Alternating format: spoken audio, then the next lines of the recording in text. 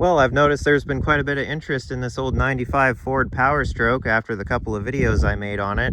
So today we're going to kind of go into depth and I'll go over everything that it took to get this thing up in shape again and roadworthy after 10 years of sitting around not running.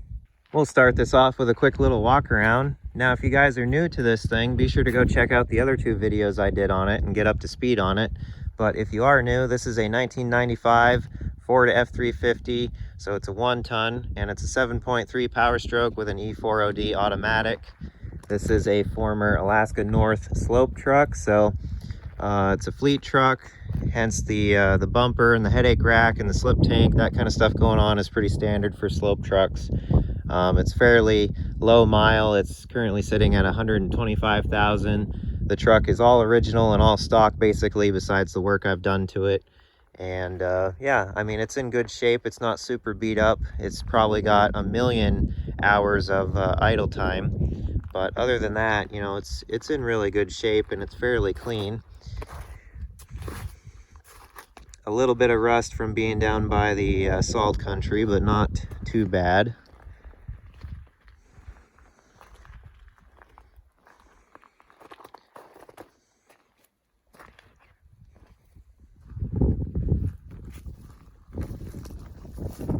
Pretty good looking truck. Not super crazy about the green, but you know, it's a little unique, I guess. There's the old fleet number there.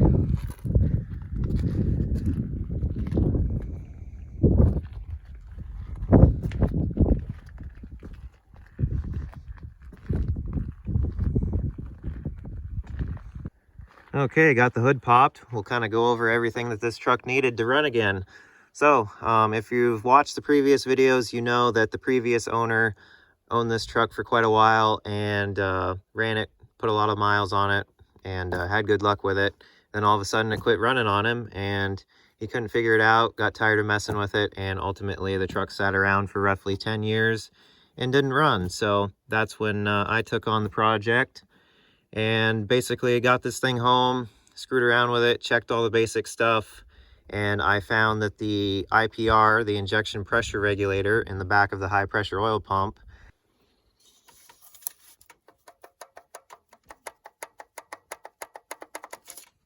it's a common issue. The little nut that holds the solenoid onto that will back off, and then your solenoid will get all loose, and then that causes it to not function properly.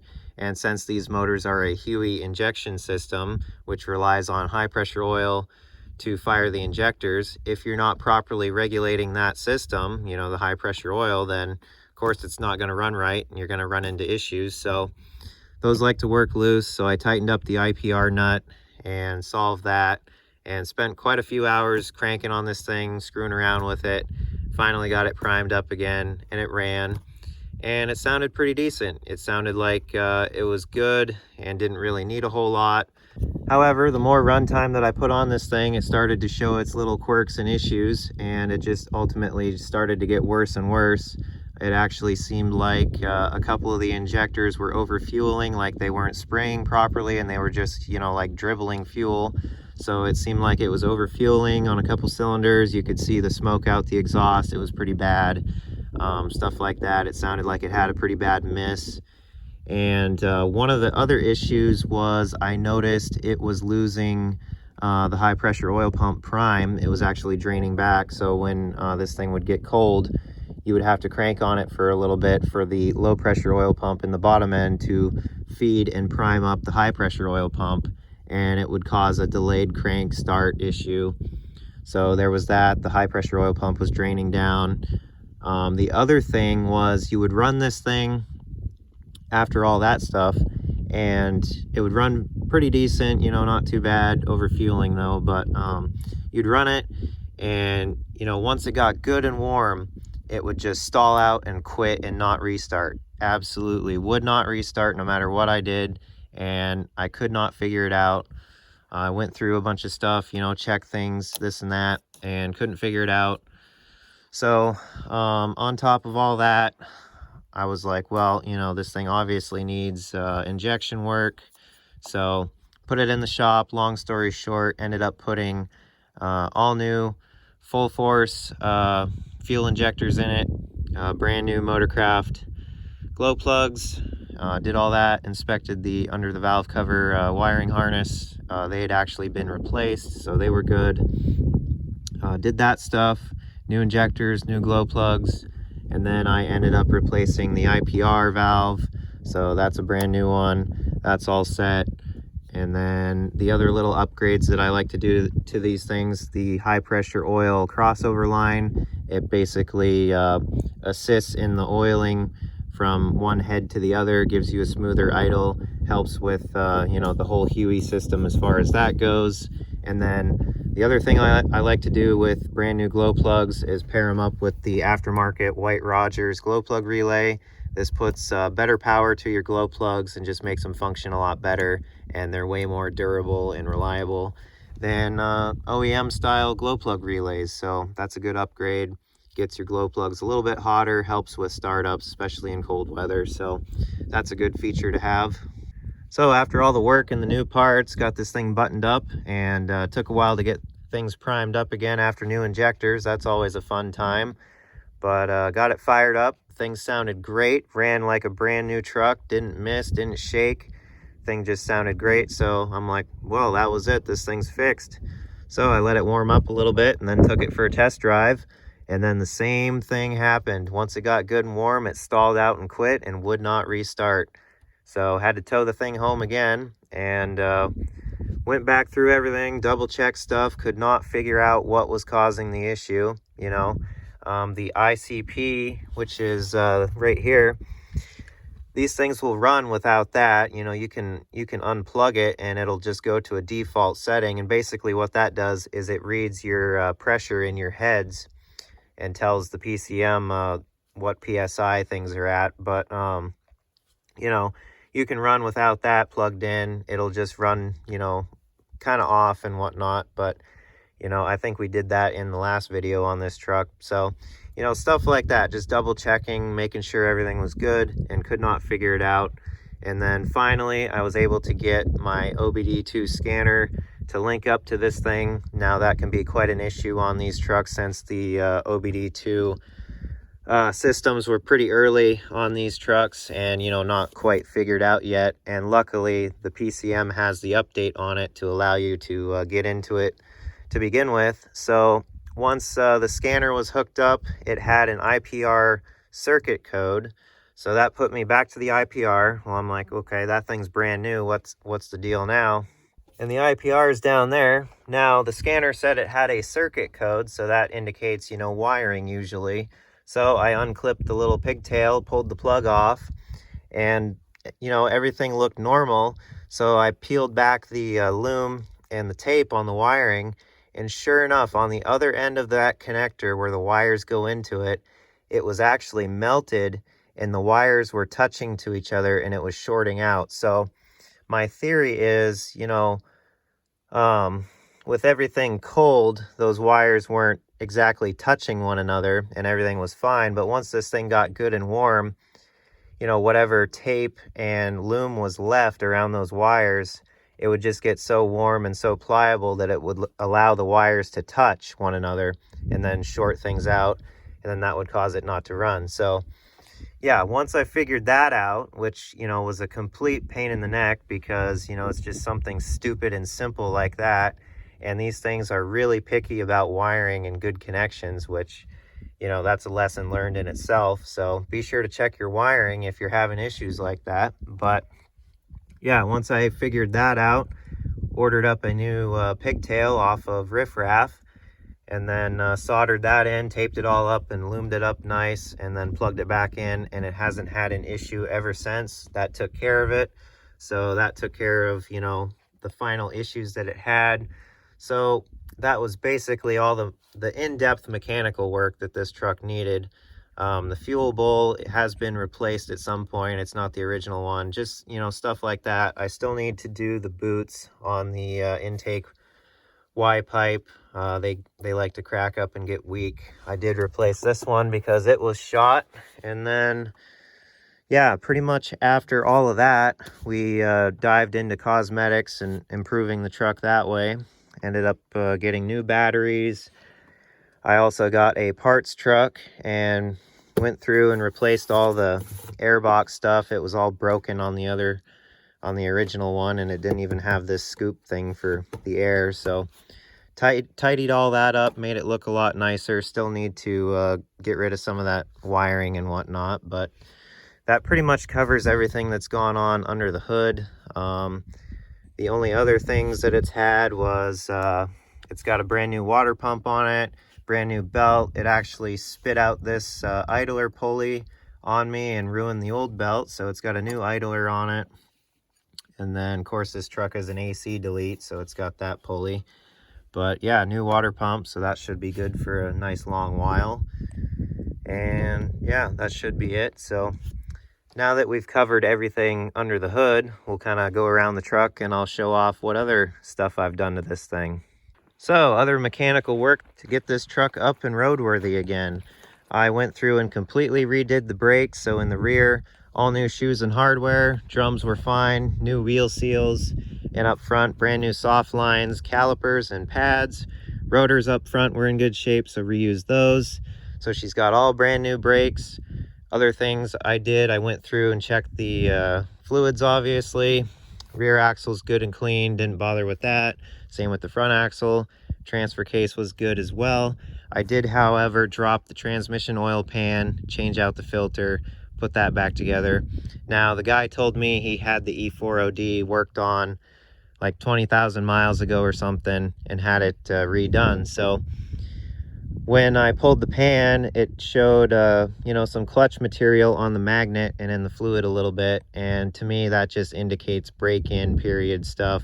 So that's partially why I wanted to do the filter on it, just to inspect that kind of stuff. So to me, it seems like that information is accurate. This thing shifts really nice and smooth going down the road. So I'd believe that information. So as far as that stuff goes, we're all set. And let's see, other things I did. I went through and completely re-winterized the truck. Now I put a transmission pan heater on it, an oil pan heater. The factory style OEM block heater was in good shape, so kept that. And then put a nice Arctic cord on the front here to plug it in. And then that goes to a 4-way box with everything else plugged into it. So that's all set and nice. The truck also got brand new tires. It's rocking the Cooper ST Maxes. These are a really good tire. I like them. I run them on my blue Powerstroke, and they ought to serve this thing really well. So those look really good on it. Happy with those. And let's see, what else did I do to this thing? As far as mechanical work, I think we've covered everything. That should be all the gist of all that stuff. So I'll show you guys the cosmetic improvements I did. Now, you probably recall in the other videos, the front bumper was all rusty and dirty looking, and it had some old crappy lights mounted to it. So ended up pulling the bumper off, cleaning things up, hammering down where somebody had hooked a chain to the back of it right here and bent it all up. So hammered that down best we could, and yeah, painted the thing after. It looks a lot better, and it definitely suits the truck more now that it's been freshened up. Of course, the grill cover for the cold weather, that's always nice.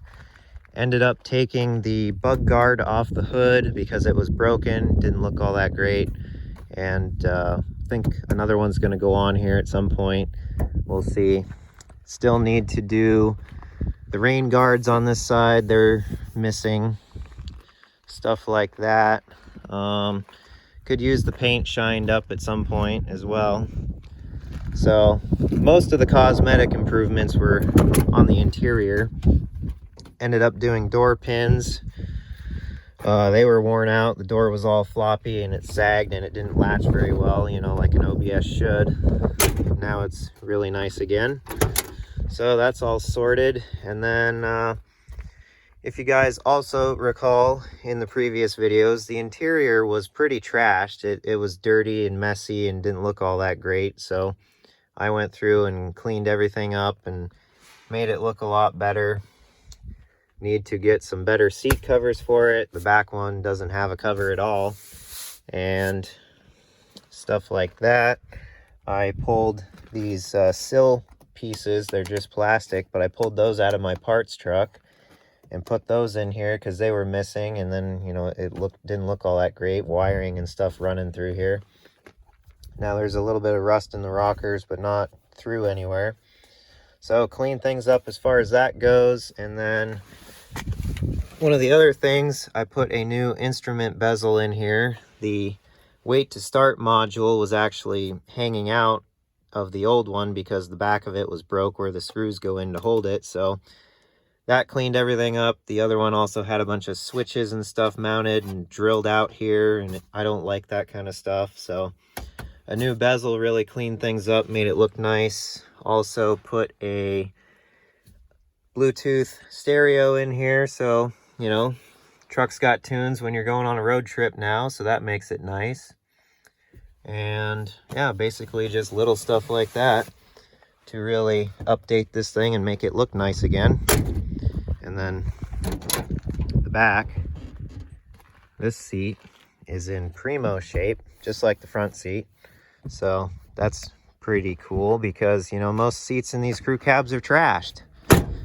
So go take a look at the other side here.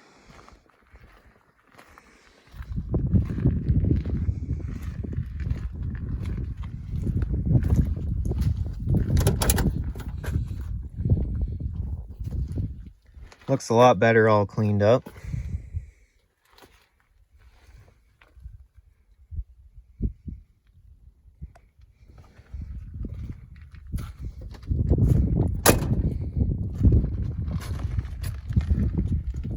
Well, enough rambling about this thing. I think you guys are all up to speed now. Let's fire it up and give a listen, and then we'll take it for a drive.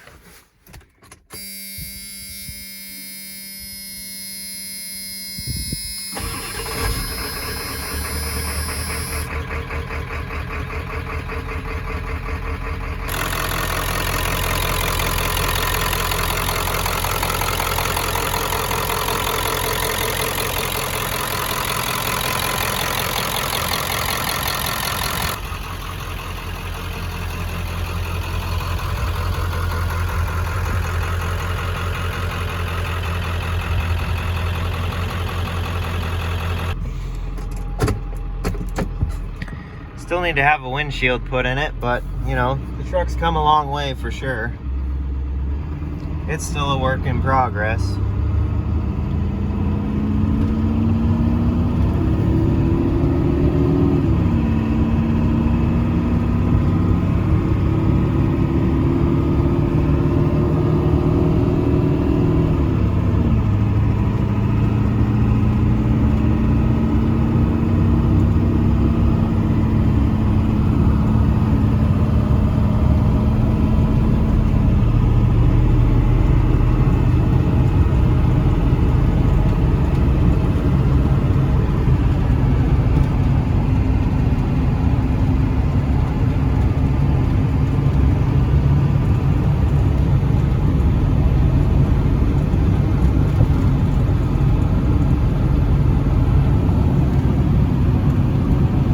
So there you have it. There's all the work involved on getting this truck up and going again and back on the road. There were quite a few comments from you guys wanting to know about it and what all it entailed to get the thing going again. So hopefully this video brought you guys up to speed and you got to learn something at the same time. Now I know it's more preferable to show all the work and the actual progress on this stuff, but this was kind of an off and on project over last summer, and it wasn't all at once. So it was kind of hard to make videos on and that kind of stuff. So that's why I didn't end up doing anything like that. But yeah, hopefully this video was enjoyable and you guys get to see more of the truck here soon, and we'll actually get to do something with it. So yeah, hope you enjoyed. Be sure to leave a like and subscribe. Check out the merch store down below, and until the next video, I'll see you guys later.